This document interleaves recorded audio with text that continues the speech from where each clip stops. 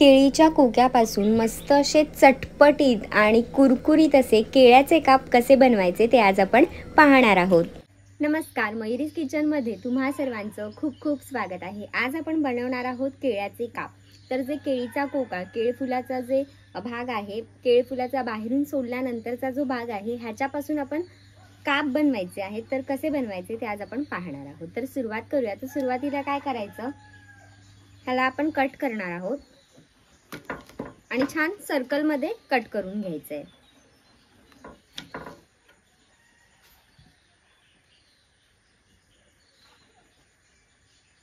त्यापूर्वी मी थोडंसं तेल लावून घेणार आहे सुरीला, म्हणजे चिकटणार नाही।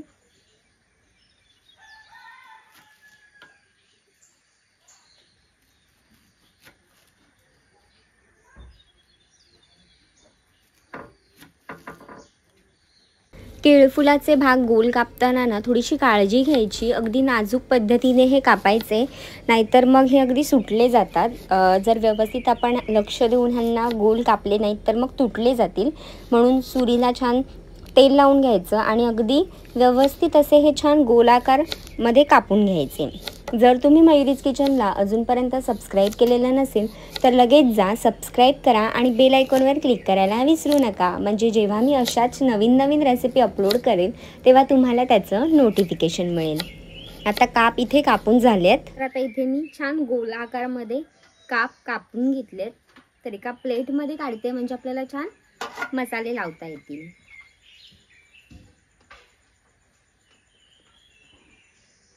अगदी काकडीसारखे गोल आपल्याला हे कापून घ्यायचे।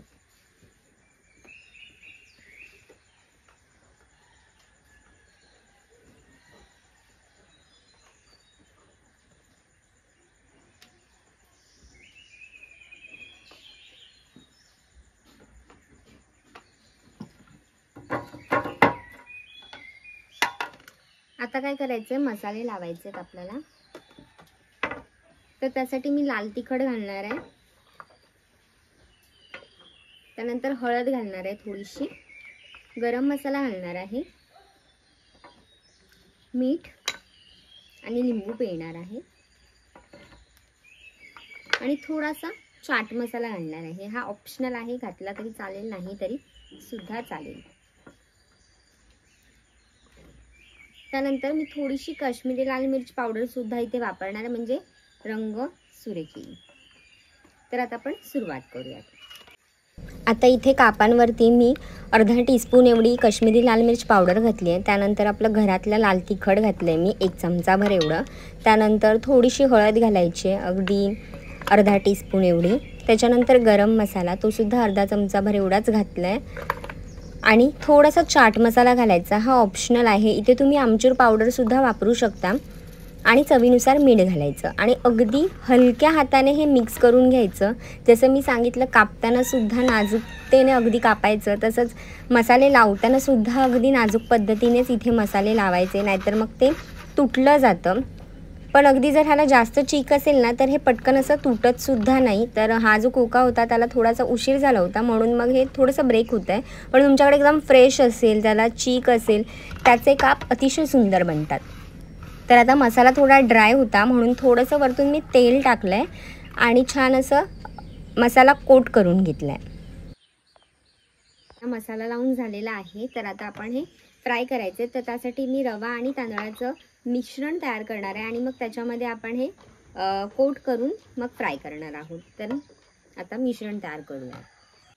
इथे मी 3 ते 4 चमचे एवढं तांदळाचं पीठ घेतलं आहे आणि 3 चमचाभर एवढा मी इथे रवा वापरला आहे। कोणताही वापरू शकता, जाड किंवा बारीक। त्यानंतर अर्धा चमचा मी इथे काश्मीरी लाल मिर्च पावडर घातली आहे आणि अर्धा टीस्पून एवढं मीठ घातलं। इथे मिठाचं प्रमाण बॅलन्स करूनच घ्यायचं आहे, म्हणजेच फार खारट होणार नाही, कारण का आधीच आपण कापांना सुद्धा लावलेलं आहे, त्याच्यामुळे बॅलन्स होईल इतपत मीठ घालून हे व्यवस्थित मिक्स करून घ्यायचं। त्यानंतर एक एक करून केळीचा काप घ्यायचा आणि हा व्यवस्थित ह्या पिठामध्ये कोट करून घ्यायचा, म्हणजे आपले केळीच्या कोक्याचे जे काप आहेत ते मस्त कुरकुरीत बनतील। व्यवस्थित कोट करून घ्यायचं आणि मग आपण तेलावर हे फ्राय करून घेणार आहोत। तर आता इथे एक एक काप मी तांदूळ आणि रव्यामध्ये कोट करून घेते आणि मग आपण तेलावर फ्राय करणार आहोत।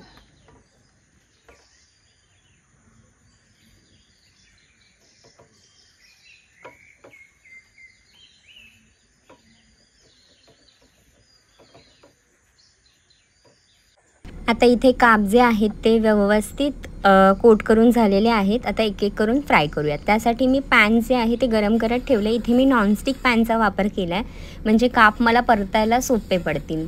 तर आता इथे मी तेल लावून घेते.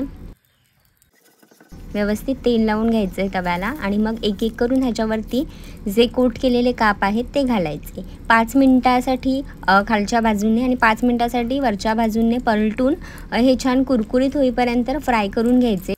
फार वेळ लागत नाही हे फ्राय व्हायला, त्याच्यामुळे एक मीडियम फ्लेमवरती किंवा अगदी स्लो फ्लेमवरती ठेवायचं, म्हणजे करपून जाणार नाहीत पटकन.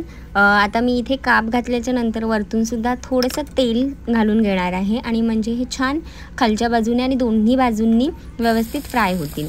गॅसचा फ्लेम स्लो ठेवायचा आणि ह्याला काही फार वेळ लागत नाही, त्याच्यामुळे अगदी 5 मिनटांनी हे आपण पलटून घ्यायचे. दुसऱ्या बाजूंनीही लगेच शेकले जातात आणि एकदा का छान गोल्डन ब्राऊन असे झाले दोन्ही बाजूंनी की केळ्याचे काप आपले खाण्यासाठी तयार आहेत. हे तुम्ही असेच सुद्धा खाऊ शकता किंवा वरण भातासोबत तर खूप सुंदर लागतं. हे चपातीसोबत खाऊ शकता, तुम्हाला आवडेल त्यासोबत तुम्ही हे खाऊ शकता. तुम्हाला रेसिपी आवडली असेल तर तुम्ही नक्की ट्राय करून पहा. अतिशय सोपी रेसिपी आहे आणि झटपट होणारीसुद्धा आहे.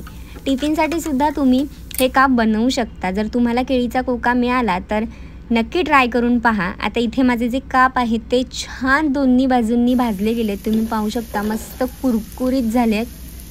आता मी गॅसचा फ्लेम बंद करून घेणार आहे आणि एका प्लेटमध्ये हे काढून घेते.